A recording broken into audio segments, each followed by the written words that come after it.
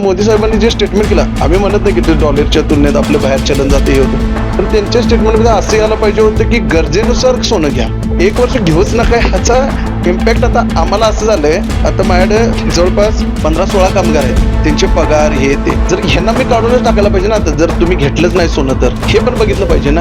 बोलताना फक्त साहेबांनी थोडासा विचार केला असता की बाबा ह्याच्यावर माणसं किती अवलंबून आहेत, तर आम्हाला जरा बरं वाटलं असतं. नमस्कार दर्शको, LS मराठीमध्ये आपलं स्वागत.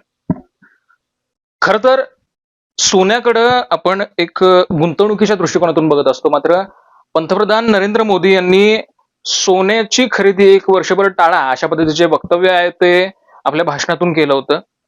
याच पार्श्वभूमीवर आता आपण सराफी व्यावसायिकांशी एक बातचीत करणार आहोत. एक सराफी व्यावसायिक म्हणून नरेंद्र मोदींचं जे वक्तव्य आहे ते नेमकं त्यांना कसं वाटतं हे आपण जाणून घेण्याचा प्रयत्न करणार आहोत. आपल्यासोबत आहेत सराफी संघाचे कुलदीप गायकवाड. नमस्कार, स्वागत आहे आपलं. नमस्कार. काय नेमकं या वक्तव्याकडे नेमकं तुम्ही कसं बघता आणि आजचा जो सोन्याचा दर आहे तो नेमका काय आहे या संदर्भात? आज 1,52,000 रुपये 24 कॅरेटचा रेट आहे. गेली कोरोना नंतर जे सराफांच्यावर संकट वारंवार येत गेले, त्यातून आता कुठेतरी पुनर्वसन चालू होतं आणि भाववाढीमुळे आधीच आमचा जो 100% धंदा होता तो 20% आला. 20%चा इम्पॅक्ट आज मोदी साहेबांनी जे स्टेटमेंट केलं की सोनं घेऊच नका, आमच्या एक सराफ पिढी बघू नका. आमचं म्हणणं काय, आमच्यावर अवलंबून किती लोक आहेत ते बघा. जो कचरा धुतो, आमचा कचरा देखील सोन्यात असतो, त्याच्या धुण्यापासून शेवटचा हात जो पॉलिश करतो तिथपर्यंत जवळपास 140 कोटी लोकसंख्येतले माझ्या अंदाजाप्रमाणे 7% माणसं आमच्या धंद्यावर अवलंबून आहेत. कारण की यात गलईवाला असू दे किंवा आमचे लोटणारे असू देत, झारी संघटना असू दे किंवा टेस्टिंग असू दे किंवा सोनं बुलियन असोसिएशन, कितीतरी असे घटक जे सांगता येत नाहीत. इवन ज्या बॅग तयार करतात ते पण आमच्यावर अवलंबून आहेत. अशा बऱ्याचशाच गोष्टी अवलंबून असताना मोदी साहेबांनी जे स्टेटमेंट केलं, आम्ही म्हणत नाही की ते डॉलरच्या तुलनेत आपलं बाहेर चलन जाते हे होतं, तर त्यांच्या स्टेटमेंटमध्ये असं यायला पाहिजे होतं की गरजेनुसार सोनं घ्या, 1 वर्ष घेऊच नका. ह्याचा इम्पॅक्ट आता आम्हाला असं झालंय, आमच्या प्रत्येक सराफाकडं माणसांना काय म्हणायचं असतं, शेटजी. तर शेटजींच्या माग जी आता माझ्याकडे जवळपास 15-16 कामगार आहेत, त्यांचे पगार हे ते, जर ह्यांना मी काढूनच टाकायला पाहिजे ना. आता जर तुम्ही घेतलंच नाही सोनं तर हे पण बघितलं पाहिजे ना. आज माणसं एका दृष्टिकोनानं असं म्हणतात की सोन्याची आवश्यकता नाही, खरंच सोन्याला आत्ता पण मागणी चांगली आहे. लग्न सराईतमध्ये गिराईक चांगलं होतं, आम्ही 20%वर पण खुश आहे, कारण की भाव वाढलाय, इन्कम वाढलाय. आज 24 कॅरेटचं 22 कॅरेट, 23 कॅरेट, 18 कॅरेट बरेचसेच मार्ग आले. कॅरेट वाईज आम्हाला मजुरी देखील मिळायला लागले. परंतु काय झालंय, कालच्या एकदम भाषणामुळं आज तुम्ही गुजरीत आज एक राऊंड मारा जाताना, एकही माणूस नाही मार्केटमध्ये. 140 ते 150 कोटी लोकसंख्येतले मोदी भक्त असं बोलूया की 80% आहेत. 20% आम्ही नाही म्हणत नाही, तर त्यातले जर एक 30 कोटी लोकसंख्येनं जरी ऐकलं, 1 वर्ष नाही घेतलं, तर हा इम्पॅक्ट सगळा आमच्या कंबर मोडून जाणार असा इम्पॅक्ट आहे. फक्त व्यवसायावर नाही आहे, तर व्यवसायाला जोडून जे इतर जे काही कामगारांचे जे काही ज्यांचं पोट चालतं, ज्यांचं हातावरचं पोट आपण म्हणू शकतो, त्यांच्यावर देखील आपल्याला परिणाम होऊ शकतो. हो, 100% काय होतं, आज उदरनिर्वाह इथं आज बंगाली कारागीर कोल्हापूरच्या ह्याच्यात जवळपास 3200 आहेत. ह्या 3200 लोकांना उदरनिर्वाह सराफीच आहे. म्हणजे आपण 3200 लोक आपण कामाला आहेत मार्केटमध्ये, ह्यांना कामच मिळणार नाही 1 वर्ष. 3200 गुणिले 4 करा, नाही तर 3 करा, म्हणजे 9,000 लोकसंख्या फक्त या 3200 माणसांची झाली. कारण की तिची आई आली, वडील आले, हे आले, मी म्हणत नाही, फक्त मिसेस आणि मुलगा धरा.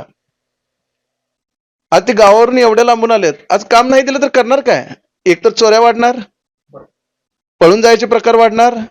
आज प्रत्येक EMI चालू आहेत, प्रत्येकाचे वेगवेगळे, आता काय सगळंच EMI वरच चालू आहे. तर ते कुठेतरी बोलताना फक्त साहेबांनी थोडासा विचार केला असता की बाबा ह्याच्यावर माणसं किती अवलंबून आहेत, तर आम्हाला जरा बरं वाटलं असतं. खरं तर फक्त या व्यवसायावरच नाही तर आता आपले टाटाचे किंवा बाकीचे जे काही आता संबंधित जे काही आपल्या सोने व्यवसायाच्या संबंधित जे काही शेअर्स आहेत त्यामध्ये देखील मोदींच्या भाषणानंतर 10 ते 15% घट झाल्याचे आपल्याला पाहायला मिळते. त्याकडे नेमकं तुम्ही कसं बघता? नाही 100% घट होणार ना साहेब. एक लक्षात घ्या, आज मोठमोठे बॉन्ड असतात, मोठमोठे इन्व्हेस्टमेंट असतात. आज कुलदीप गायकवाड एकटा ह्या यशोदीप ब्रँडचा मालक नाही ना. शेवटी यशोदीप ब्रँड चालवायसाठी माझ्याकडे 16-17 कारागीर आहेत. माझ्या हाताला स्टाफ इथे 4-5 आहे. हे सगळं चालवताना एक सर्कस असते ना. आज त्यांचं तर प्रॉब्लेम झालाय, आज सकाळपासून भवानी नाही. आता तुम्ही बघा ना, मी ते सांगतोय, तुम्ही मार्केटमध्ये जर फिरला तर तुम्हाला कोणच दिसणार नाही. मलाबार असू दे, तनिष्का असू दे, पीएनजी असू दे, महिंद्रा असू दे किंवा चिपडे असू दे, कोणी अदर असू दे, त्यांना पण असा प्रश्न पडलाय, जर थांबलंच तर गिऱ्हाईक काय करायचं. आता माझ्याकडे 15-20 कामगार आहेत, तर ह्यांच्याकडे 70-80चा स्टाफ आहे, तिने काय करायचं. हे बेकारच होणार ना. फक्त तुम्ही स्टाफचा विचार करा, मग त्याच्या खाली हाताखाली कारागीर किती आले हे हे विचार करा. माझे प्रामाणिकपणे भावना काय आहे की ह्या गोष्टीचा विचार केला पाहिजे. आज आमच्या दुकानात आल्यानंतर आम्ही पहिला चहा कॉफी विचारतो, चहावाला पण थांबला ना. म्हणजे आम्हाला कनेक्ट बऱ्याचशाच गोष्टी आहेत. जेवण देणार आहेत, आज 3200 कामगारांना इथं हॉटेल व्यवसाय जोरात चालू आहे. त्यांना रोजचं जेवण प्रोव्हाइड केलं जातं, सकाळचा नाश्ता, दुपारचं जेवण. ते साधारण महिन्याला 2500-3000 रुपये एका माणसाला घेतात. आज ते 1 कोटी रुपयाचा टर्नओव्हर थांबला ना मार्केटमधला. खरं तर युद्धाचा जो परिणाम आहे तो जागतिक बाजारपेठेवर पण आपल्याला झाल्याचं पाहायला मिळतं. त्या दृष्टीनं हे पंतप्रधान मोदींनी हे वक्तव्य केलं होतं. सगळं बरोबर आहे. युद्ध आपल्या इथं चालू नाही, मला असं वाटतंय. इम्पॅक्ट होणार हे आम्हाला माहित आहे.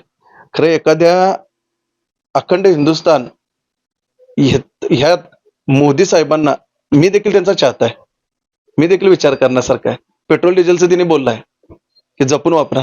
आज मी पण एक त्यांचा चाहता असल्यामुळे मी त्यांना पण ते फॉलो करणार ना. तोच इम्पॅक्ट असा सोन्यावर पण होणार आहे, हे आम्हाला माहित झालंय. मात्र हीच जी आपली जी अर्थ आहे, जे या पूर्ण बाजारपेठेवर जे आता परिणाम वगैरे होणार आहे, या संदर्भात तुम्ही म्हणजे मोदींपर्यंत हे पोहोचवण्याचे तुम्ही काय संदेश त्याचा देण्याचा काय प्रयत्न करणार आहात का? साहेबांना मला एवढंच सांगायचं आहे, तुम्ही जे वाक्यरचना केली की बाबा घेऊच नका, ह्याच्या जागी असं त्यांनी वाक्यरचना करायला पाहिजे की आवश्यकतेनुसार घ्या.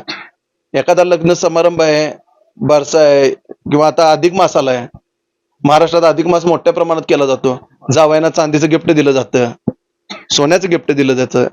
हे कुठेतरी 8-9 आता 20% धंदा आहे, तेव्हा 7-8% आला आम्ही मरणारच आहे ना. ह्याचा पण विचार करावा. आणि माझे एवढेच हात जोडून विनंती आहे की त्यांनी एवढंच बोलावं की गरजेनुसार घ्या, एकदमच घेऊ नका. म्हटलं तर आम्हाला पण प्रॉब्लेम येणार.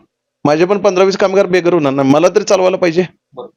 ते शेवट पगार आता आमच्या कामगारांना 15 ते 20 हजारच्या घरात पगार आहे. म्हणजे 40 कामगारांचे 20 कामगारांचे 4 लाख रुपये महिन्याला झाले, ते कुठनं काढणार आम्ही.